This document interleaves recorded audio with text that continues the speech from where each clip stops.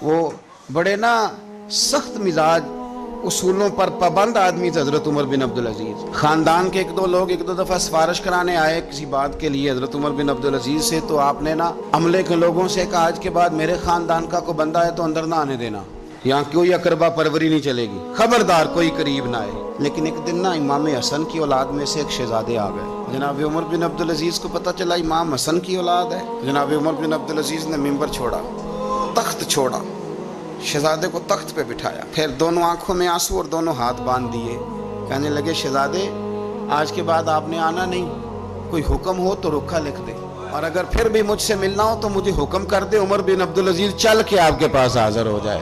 تیری نسل پاک میں ہے بچہ بچہ نور، تو ہے عین نور تیرا سب گھر۔ تو ذرا ہوش سے ذرا تھوڑا سا نا ہماری کیفیت بتائے کہ ہمیں حضور کی اولاد سے بڑا ہی پیار ہے۔ اور ایک